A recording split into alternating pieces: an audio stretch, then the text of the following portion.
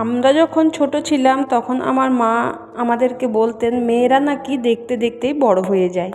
তো মায়ের কথাটা না তখন অতটা মাথায় ঢুকতো না, বাচ্চা ছিলাম তো। কিন্তু এখন বয়স বড় হয়েছি আর সেই বুদ্ধিটুকুও হয়েছে। সত্যি মেয়েরা খুব তাড়াতাড়ি বড় হয়ে যায়। আর এই কথাগুলো কেন তোমাদের সাথে শেয়ার করছি নিশ্চয়ই আমার ভিডিও শেষে তোমরা জানতে পারবে। আর আমার মা আর একটা কথাও বলতো যে মা বাবা হওয়ার যে কি জ্বালা, সেটা যতক্ষণ না তোদের সন্তান যেদিন হচ্ছে ততক্ষণ তোরা বুঝতে পারবি না। হ্যাঁ বন্ধুরা, সত্যি ঠিকই তাই। তখন আমরা কিছুই বুঝতে পারতাম না, কিন্তু এখন সেটা হাড়ে হাড়ে টের পাচ্ছি। তো চলো বন্ধুরা, আমি আগে আমার পরিচয়টা জানিয়ে দিই। নমস্কার বন্ধুরা, আমি ঝুমা, তোমরা দেখছো ক্রিয়েশন অফ ঝুমা। আর ক্রিয়েশন অফ ঝুমা চ্যানেলে তোমাদের সবাইকে স্বাগত জানিয়ে আজ সকাল 6টা থেকে আমি আমার ব্লগটা শুরু করলাম। আশা করছি তোমরা যে যেখান থেকে আমার ভিডিওটা দেখছো সবাই খুব ভালো আছো। আমিও কিন্তু খুবই ভালো আছি এবং আনন্দে আছি। আর আজকে বাদ দিয়ে কালকে একটা বিশেষ দিন, সেই জন্য আমি আরও ভালো আছি। তো সেই বিশেষ দিনটা কি তোমাদের সাথে সবই শেয়ার করব। আর তোমাদের সাথে এখন কোনো জিনিসটা শেয়ার না করলে ভালোও লাগে না বন্ধুরা, কারণ হচ্ছে তোমরাও আমার একটা পরিবার। তো যাই হোক বন্ধুরা, দেখো সকাল সকাল ঘুম থেকে উঠেই আমি ফ্রেশ হয়ে নিয়েছি। আর ফ্রেশ হয়ে তারপরে চলে এসেছি উঠোনটা ঝাড় দিয়ে নিতে। কালকে রাতে বৃষ্টি হয়েছিল, আর বৃষ্টি হওয়ার ফলে কত পরিমাণে যে নোংরা হয় সেটা তো আর নতুন করে বলার কিছু নেই। তো সেই জন্য পরিষ্কার করে ঝাঁটা দিয়ে নিলাম আগে, আর তারপরে চলে এসেছি বাড়ির যাবতীয় কাজকর্ম করতে। বাসন অনেকগুলোই হয়েছিল, সেগুলো ধুয়ে রেখেছি। আর কাঁচাও আছে অনেকগুলো, জানো, সেগুলো চটপট করে আমি এই যে সামনের দিকের কলের জল চলছিল সেগুলো কেচে একেবারে মেলে দিলাম। কারণ যদি শুকিয়ে যায় তাড়াতাড়ি তাহলে জামা কাপড়গুলো তুলে রেখে দিতে পারবে। আর যে আরও জামা কাপড় কিছু ভেজানো আছে সেগুলো একটু পরেই কেচে নেব।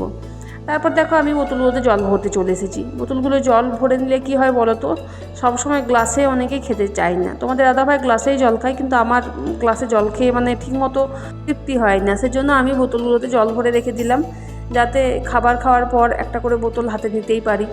তো সেই জন্য দেখো বাড়িতে আমি থাকিও না বেশিক্ষণ, আর মেঘের অবস্থাটা খুবই খারাপ। তো আমি নিয়ে নিয়েছি আজকে পান্তা জলখাবারে। পান্তা খেতে আমার কিছুদিন ধরে ইচ্ছাও করছিল, আর কালকের দিনের ভাতগুলোও বেঁচে গিয়েছিল। তো ওদেরকে না দিয়ে আমি আমার জন্য পান্তা রেখে দিলাম, যে সকালের দিকে না খুব তাড়াহুড়ো থাকে, সেজন্য খেয়ে বেরিয়ে গিয়েছিলাম। এখন বাজছে বিকেল 5:30 মতো, 5:30 থেকে 6টা মতো এখন বাজছে। তো আমি কাজের থেকে বাড়ি ফিরলাম। সকালের আর ভিডিও তোমাদের সাথে কোনো শেয়ার করা হয়ে ওঠেনি, কাজ থেকে আমি এইমাত্র বাড়ি ফিরলাম। আর এত রোদ গরম পড়েছে যে আমার কতটা পরিমাণে আমাকে ক্লান্ত দেখাচ্ছে সেটাই দেখো। খুব ক্লান্ত লাগছে আমার এই রোদ গরমে বাইরে থেকে বাড়ি আসা, আবার বাড়িতে এসে সেই সব কাজ করা, খুব ক্লান্ত লাগছে। যদিও প্রতিদিন বিকেলের দিকে এখন ঝড় বৃষ্টি হচ্ছে, কিন্তু তাও প্রচণ্ড সকালের দিকে গরম থাকছে। তবে গরমকালে গরম থাকাটাই স্বাভাবিক। যাই হোক, আমি দেখো একটু ফ্যানটা চালিয়ে বসে গেলাম। আর আমার শ্বশুরমশাই না কোনো দিন বাইরে থেকে এসে ফ্যানের তলায় বসতো না, ওই বাইরেই বসে থাকতো ফ্যান না চালিয়ে। আর জলটাও সময় মতো খেত না, মানে বাড়ি ফিরেই সাথে সাথে জল খেত না। আর আমরা কিন্তু সেটার কোনোটাই পালন করে থাকি না। যাই হোক, দেখো আমি এসে ফ্রেশ হয়ে নিয়েছি। আর তারপরে আমি বাইরের অবস্থা তোমাদেরকে দেখালাম, কত বিদ্যুৎ চমকাচ্ছে। কারেন্ট চলে গেছে, এটা চার্জার লাইটের আলোতেই আমি এখানে চাউমিনটা বানিয়ে নিচ্ছি, কারণ ছেলেও এইমাত্র কলেজ থেকে ফিরলো। তো ওকেও দেবো, আমিও খাবো। তোমাদের দাদাভাই এতটা পছন্দ করে না, তো ওকেও দেবো একটুখানি। যাই হোক, তারপরে সন্ধ্যেটা দিয়ে নিচ্ছি চাউমিনটা করে। চাউমিনটা এখন মানে গরমেই আছে, ছেলে এখন চান করতে ঢুকেছে, চান করে বাইরে বেরোক, আর তারপরে একসাথে ছেলে আর আমি খেয়ে নেব। এখানে সন্ধ্যেটা দিয়ে নিচ্ছি, চার্জারের লাইটের আলোতে সন্ধ্যেটা কিন্তু দিচ্ছি। কারেন্ট নেই একদম, আর কখন যে আসবে তার ঠিক ঠিকানা নেই, কারণ এই তো সবে কারেন্ট গেল কিছুক্ষণ আগে। যাই হোক, ছেলে বাইরে চলে এসেছে, তারপরে ওর খাবারটা আর আমার খাবারটা একেবারে বেড়ে দিলাম, কারণ আমিও গাড়ি থেকে এসে কিচ্ছু খাইনি।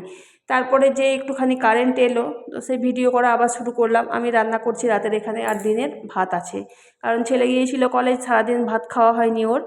আর আমিও তেমন খেয়ে যেতে পারিনি, তোমরা দেখলে পান্তা খেয়ে গিয়েছিলাম, তাই গরম ভাত আছে, সয়াবিনের সবজি করছি। দিনের একটু একটু করে সব সবজি রাখা আছে। আর এই 4 দিন হলো ছেলে আমার রাতের দিকে ভাতেই খাচ্ছে। কাল থেকে কলেজেও নেই, কাল থেকে রুটি করব। বাসনপত্র ধোয়ার পরে আবার বাসনপত্র জমা হয়ে গেল দেখো। আর এদিকে আমি চলে এসেছি বিয়ের তত্ত্ব সাজাতে। তো বিয়ের তত্ত্ব সাজাচ্ছি, অথচ বিয়ের কোনো নামগন্ধ নেই, তোমাদের কাছে কোনোদিন আলোচনাও করিনি। আর হঠাৎ আজকে বিয়ের তত্ত্ব সাজাচ্ছি, কেন এটা? না, কালকে বাদ দিয়ে পরশুদিন আছে আমার বোনঝির বিয়ের ফাইনাল। তো সেই জন্য সামান্য পরিমাণে যেটুকু আয়োজন করতে পেরেছি সেইটুকুই তত্ত্ব ছেলের বাড়িতে যাবে, তো তারই দায়িত্ব পড়েছে আমার উপর। আর এই বোনঝির জন্য আমি আমার মেয়ের অভাব কোনো দিন বুঝতে পারিনি। ও এতটা পরিমাণে আমাকে ভালোবাসে, এতটা পরিমাণে, মানে আমি যে ডিসিশনটা নেব সেটাই ওর কাছে ঠিক, আমি যেটা বলবো সেটাই ওর কাছে ঠিক। তো আমার মেয়ে আমাকে এতটাই ভালোবাসে। তো এক ভিডিওতে মানে সব তোমাদেরকে বলতে পারছি না, তো দেখা হচ্ছে আবার নেক্সট ভিডিওতে, তখন তোমরা সব জানতে পারবে।